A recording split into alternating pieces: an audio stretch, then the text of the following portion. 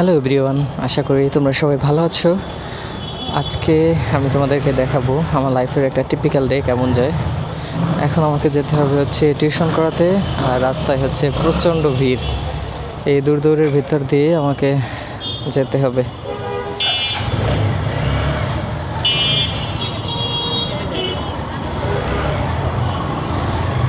Okay, I am on the road. রাস্তায় হচ্ছে প্রচণ্ড ভিড়, আর আমার বাইক বন্ধ হয়ে যাচ্ছে কেন? বাইকে স্টার্ট করে কিছু সময় আইডল করে রাখা দরকার ছিল, যেহেতু কার্বোরেটরের বাইক, কিন্তু আমার হাতে অতখানি সময় নেই। এমনিতে আমি প্রায় 15 মিনিট লেট করে ফেলেছি। এই 15 মিনিটের খেসারত দিতে হবে আমাকে পথে, অর্থাৎ আমাকে জোরে টানতে হবে। যদি রাস্তা ফাঁকা থাকতো দেন সমস্যা ছিল না, কিন্তু রাস্তায় হচ্ছে প্রচুর জ্যাম। এমনিতেই দেরি করেছি, তার উপরে প্রচণ্ড ট্রাফিক। আজকে একদম নির্ঘাত লেট হবে, যদিও স্টুডেন্টদেরকে বলে রেখেছিলাম যে আজকে লেট হবে, কারণ আমার অফিস হচ্ছে নতুন স্টাইলে, নতুন নিয়মকানুন চালু করেছে। তাদের ওখানে আগে আমার ডিউটি টাইম ছিল 7 ঘন্টা, এখন সেটাকে তারা 8 ঘন্টা করেছে। তারপরে আগে আমার হচ্ছে ফ্লেক্সিবিলিটি ছিল, অর্থাৎ আমার ক্লাস যখন থেকে শুরু হতো তারপর থেকে আমি আসতে পারতাম, তারপর থেকে আমার টাইম কাউন্ট হতো, কিন্তু এখন তারা হচ্ছে টাইম ফিক্স করেছে 9:30 to 5:30। সো 5:30 পরে বাসায় এসে তারপরে যাওয়াটা আমার জন্য একটু টাফই হয়ে দাঁড়ায়, কিন্তু কিছু করার নাই।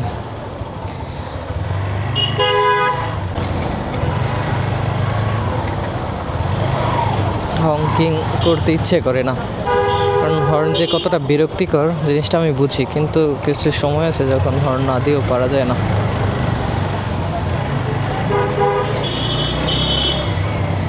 যাই হোক, this is life in Dhaka. যদি তুমি এতে অভ্যস্ত হতে না পারো দেন এই শুড লিভ ঢাকা। সবচেয়ে বড় কথা হচ্ছে যে বাধ্য, জীবন জীবিকার তাগিদে ঢাকা থাকতে বাধ্য আমি।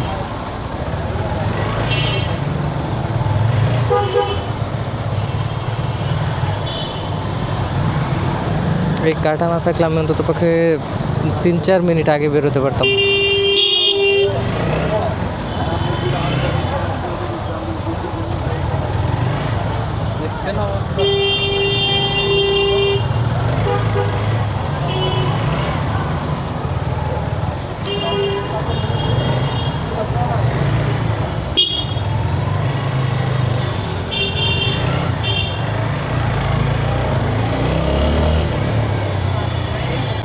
কারটা আমার জীবন থেকে 3-4 মিনিট নষ্ট করে দিল।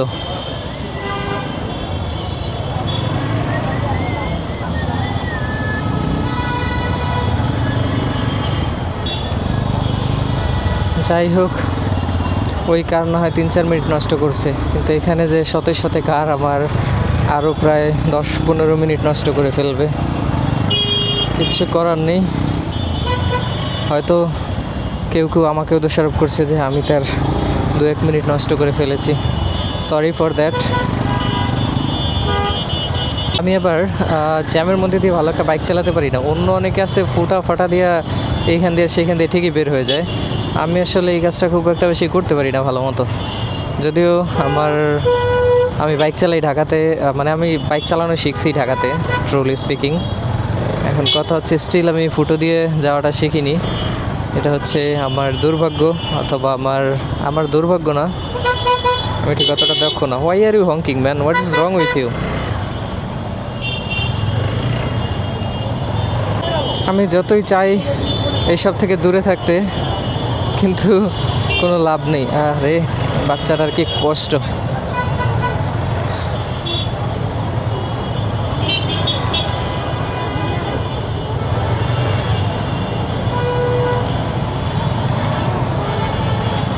কারোর সাথে ধাক্কা টাক্কা না মেরে বের হয়ে যাওয়াটা একটা বিশাল বড় ব্যাপার এখানে।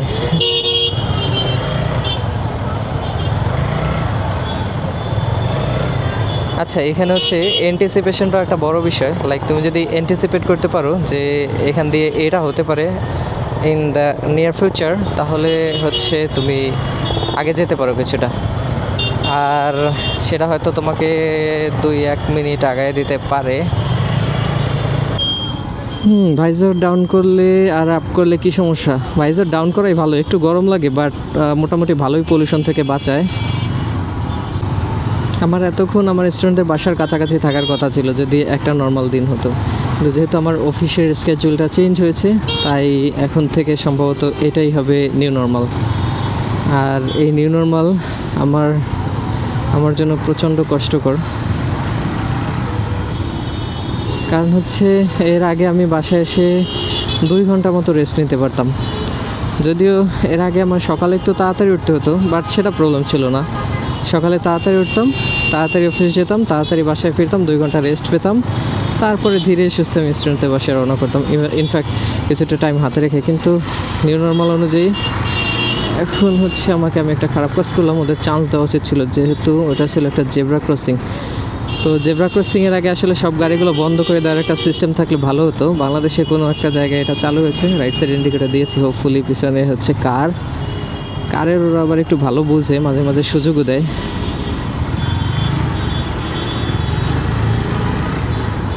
এবারে আমাকে নিতে হবে রাইট নিলে পরে আমি চিপাগলি দিয়ে যাব। কিন্তু সমস্যাটা হচ্ছে যে এই মুহূর্তে আমার চিপাগলিতেও হচ্ছে মারাত্মক জ্যাম। সেটা যে আমার জন্য কোনো অ্যাডভান্টেজ দেবে ব্যাপারটা এমন না। তুই কি সোজা যাবি? যা ভাই।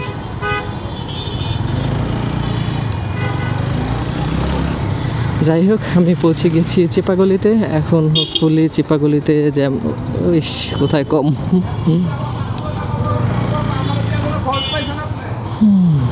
এমন একটা সময় এখন যে জ্যাম এক্সপেক্ট না করাটাই হচ্ছে বোকামি।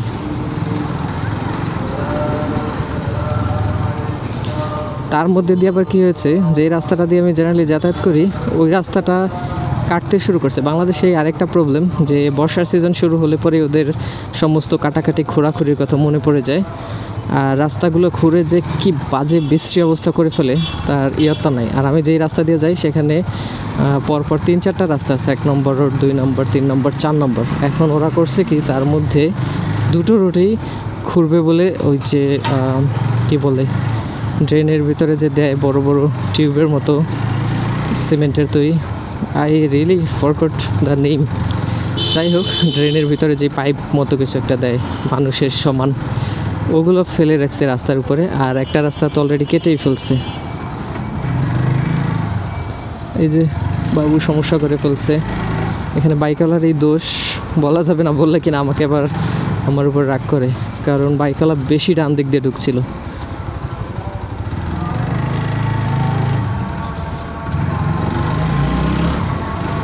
এখন যা বলছিলাম, এই খোঁড়াখুড়ি করে একটা রাস্তা ব্লক করে রাখছে। এখন এমনিতেই 4টা রাস্তা থাকলেই জ্যামে কুলন যায় না, তার উপরে যদি এবার একটা ব্লক থাকে তাহলে ওই রাস্তার পুরো প্রেশারটা পড়ে ওই জায়গা দিয়ে অন্যান্য রাস্তাগুলোর উপরে।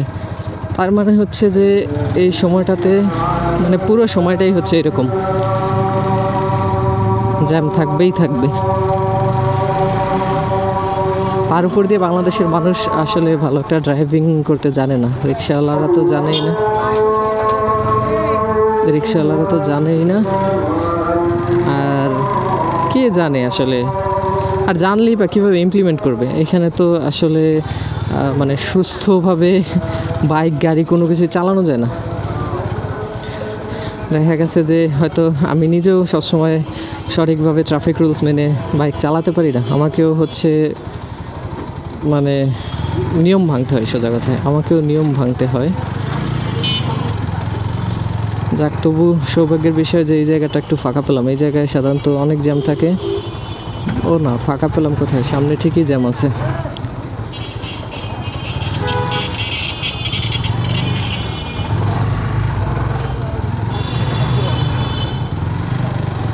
আমি এবার একটু রাইট সাইড দিয়ে যাব। এই রাইট সাইড দিয়ে যাওয়া মোটেই ঠিক না, কিন্তু আমি যদি রাইট সাইড দিয়ে গিয়ে অন্ততপক্ষে 3-4টা গাড়ির আগে যেতে পারি, সেটা আমাকে অন্ততপক্ষে 5-6 মিনিট সেভ করবে।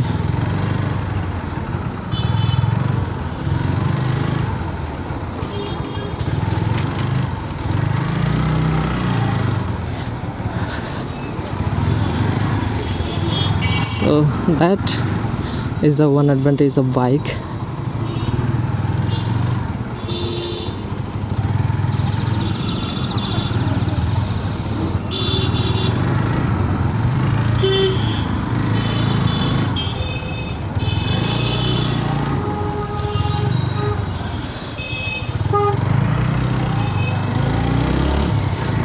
Will take the right. এটা হচ্ছে বনশ্রী 3 নম্বর রাস্তা। এ ব্লক থেকে একদম আমি এই রাস্তার একদম মাথায় যেতাম। এটা মনে হয় ই ব্লক না এফ ব্লক যেন, কিন্তু ই ব্লক ডি ব্লকের পর থেকে ইডি ব্লক যেটা আর কি, ওখানে হচ্ছে রাস্তা কেটে ফেলছে, রাস্তা খুঁড়ে ফেলছে, যেই কারণে আর এই সোজা রাস্তায় যাওয়া যাবে না। এখন হয় আমাকে রাইট নিয়ে অন্য একটা রাস্তা দিয়ে যেতে হবে, 4 নম্বর রাস্তা দিয়ে, আর তা না হলে আমাকে যেতে হবে মেইন রাস্তা দিয়ে, আফতাবনগর মেরা দিয়া যে রাস্তাটা, ওই রাস্তা দিয়ে। কিন্তু সমস্যা হচ্ছে যে ওই রাস্তায় প্রচুর পরিমাণে জ্যাম থাকে, তাই আমি সম্ভবত ভিতরের রাস্তাটা নিব। আর রাস্তা খুঁড়ছে তো বেশ কিছুদিন হয়েছে, ইন দ্য মিন টাইম যদি এবার এই এক বান্দা কী করছে এখানে।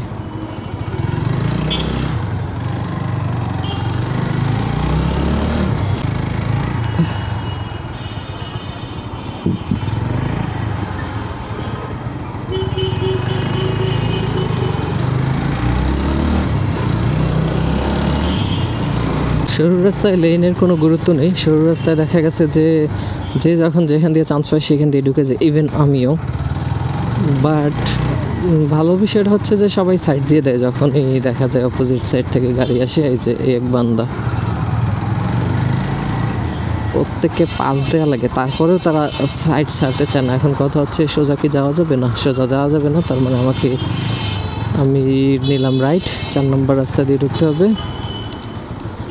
আর এই রাস্তায় আশা করা যায় ভালোই জ্যাম থাকবে।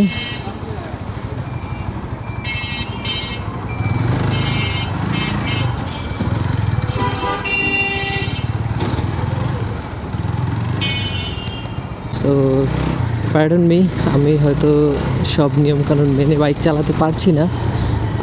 এটা kinds of like next to impossible.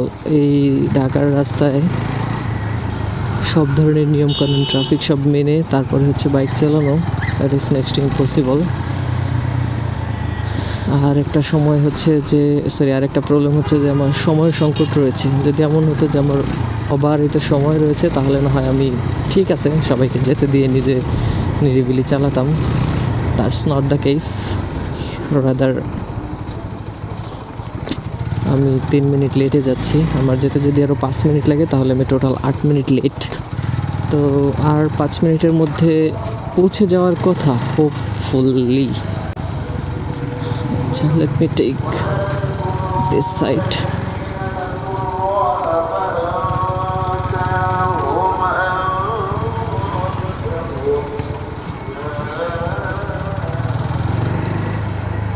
যাই হোক, হোপফুলি এই জায়গাগুলো ঠিক অত বেশি জ্যাম নাই এই জায়গাগুলোতে। এখানেও অনেক সময় থাকে,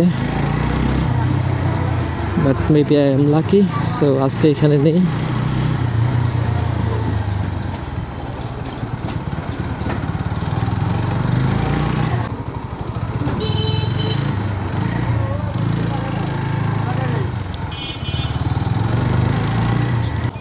কার ড্রাইভারদের তবু এই কার্টেসিটা থাকে যে ওরা অ্যাটলিস্ট ইন্ডিকেটর শো করে যে তারা কোথায় যাচ্ছে।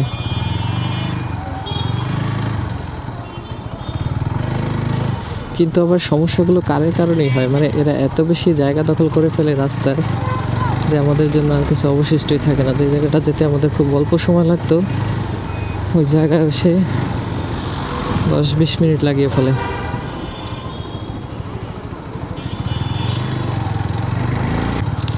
আমি প্রায় আমার রেস্টুরেন্টের বাসার কাছাকাছি পৌঁছে গিয়েছি। Let me park my bike here.